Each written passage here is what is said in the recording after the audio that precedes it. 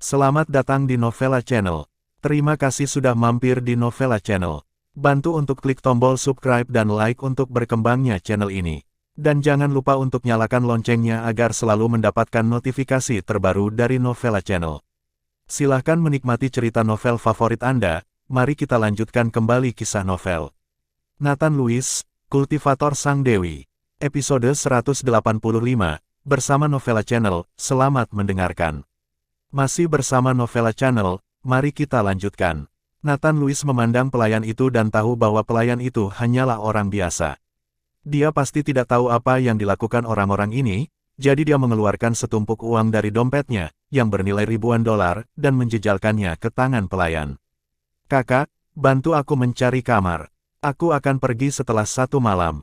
Nathan Lewis tidak ingin mencari hotel lagi. Jika hotel ini tidak memiliki kamar, mungkin akan sama di hotel lainnya.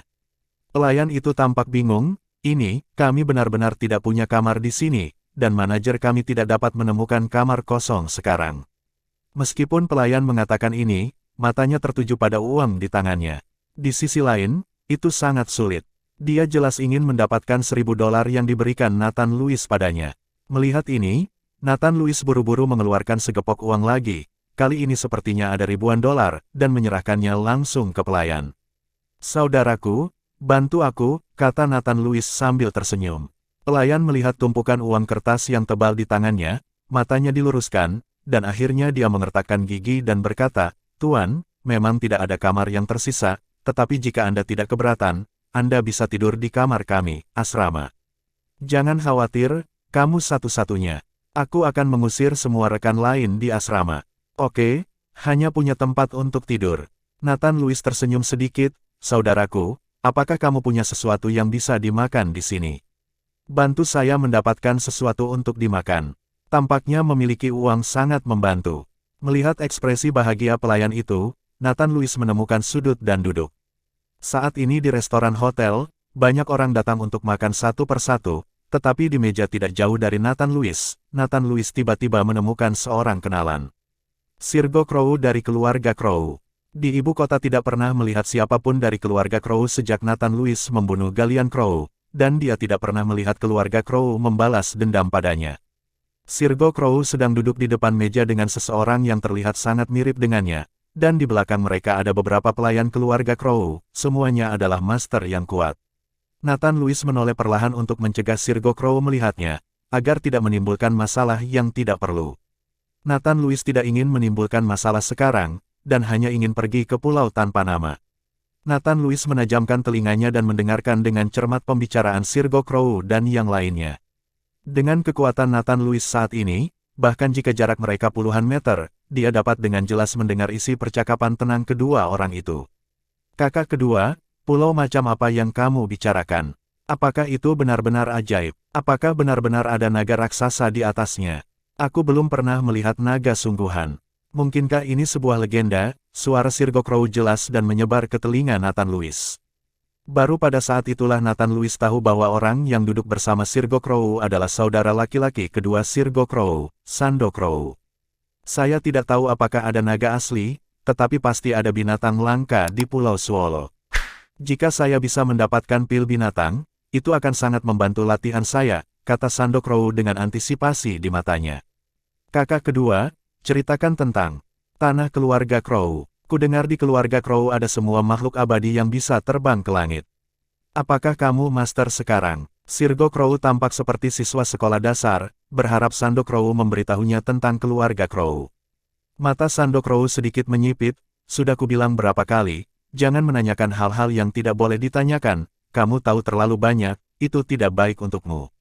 Melihat saudara laki-lakinya yang kedua marah, Sirgo Crow mengangguk dengan tergesa-gesa dan berkata, "Aku tahu ini." Setelah percakapan antara keduanya terdiam sesaat, Sirgo Crow berbicara lagi, "Kakak kedua, kakak laki-laki tertua dibunuh oleh Nathan Lewis itu, mengapa kamu pergi ke Pulau Swallow kali ini? Apakah kamu mendapatkan pil binatang, dan kamu dapat membunuh Nathan Lewis itu?" Mengapa menggunakan pil binatang untuk membunuhnya, tapi kali ini niat pergi ke Pulau Swallow dari Patriark Tua, saya harus menyelesaikan penjelasan Patriark tua sebelum saya bisa pergi ke Nathan Louis balas dendam. Sandok Row mendengus dingin, tampaknya tidak memperhatikan Nathan Louis. Masih bersama Novella Channel, mari kita lanjutkan.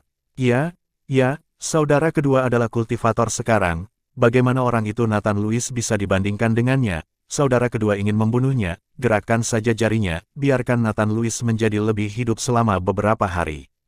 Sirgo Crow membual kepada saudara keduanya.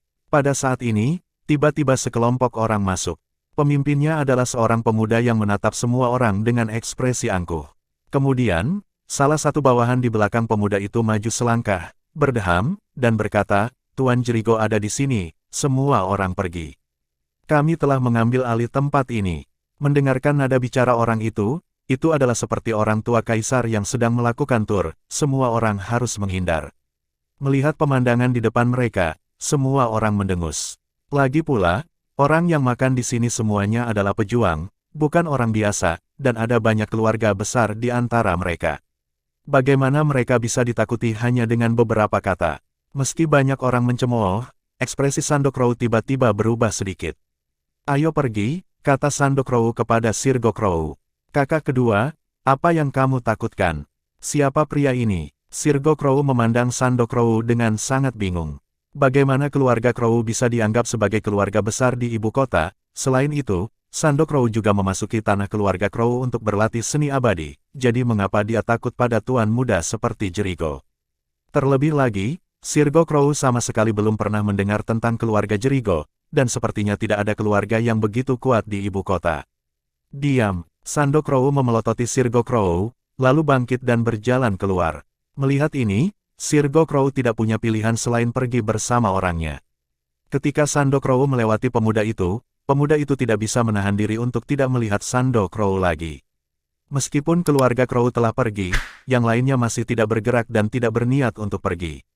Melihat hal tersebut, wajah pemuda itu menjadi sedikit dingin, sedangkan bawahannya yang baru saja berdiri langsung terengah-engah, dan seluruh restoran seakan terperangkap dalam gua es dalam sekejap, membuat orang menggigil kedinginan. Pada saat ini, wajah banyak orang sangat berubah, dan mereka bangkit dan pergi satu demi satu, hanya dengan nafas ini, mereka tahu bahwa pihak lain adalah master, dan mereka tidak dapat memprovokasi. Zong, setelah Nathan Louis merasakan napas ini, dia sedikit terkejut. Dia tidak menyangka bahwa pihak lain sebenarnya berada di ranah Zong. Anda harus tahu siapa yang telah berkultivasi ke ranah Zong, mana yang bukan tuan dari satu pihak, bagaimana dia bisa menjadi pelayan. Segera, semua orang di restoran melarikan diri, hanya menyisakan Nathan Louis yang duduk sendirian di sudut, diam-diam menunggu makanannya. Melihat bahwa Nathan Louis tidak pergi, pihak lain menatapnya, dan hembusan nafas mengalir ke arah Nathan Louis dalam sekejap. Nathan Louis menundukkan kepalanya sedikit, seolah-olah dia tidak menyadari bahwa pihak lain telah menyerangnya.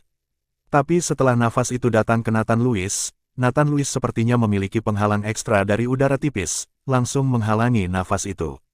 Menabrak, napas yang dibelokkan menghantam meja di samping, menghancurkan meja berkeping-keping dalam sekejap. Pada saat ini, pihak lain tercengang, dan menatap Nathan Louis dengan tak percaya, sementara mata Tuan Jericho juga sedikit terpaku. Tuan, makanan Anda ada di sini. Pada saat ini, pelayan yang baru saja mengumpulkan uang Nathan Louis datang membawa makanan. Tetapi ketika dia melihat bahwa restoran yang masih sibuk tadi telah pergi semua, hanya menyisakan beberapa orang, pelayan itu terkejut. Letakkan, kamu bisa pergi, kata Nathan Louis kepada pelayan dengan ringan. Ah, bagus-bagus. Pelayan melihat meja dan kursi yang berserakan di tanah dan mengangguk dengan tergesa-gesa. Bekerja di sini, dia tahu bahwa sering ada orang yang berkelahi dan menimbulkan masalah di sini. Melihat pemandangan di depannya, sepertinya ada orang yang berkelahi di sini lagi. Agar tidak mendapat masalah, pelayan itu buru-buru meletakkan makanannya dan pergi terburu-buru. Terima kasih sudah mampir di Novella Channel. Bantu untuk klik tombol subscribe dan like-nya untuk berkembangnya channel ini. Novella Channel akan memberikan lebih banyak lagi cerita novel yang lainnya dalam versi audio.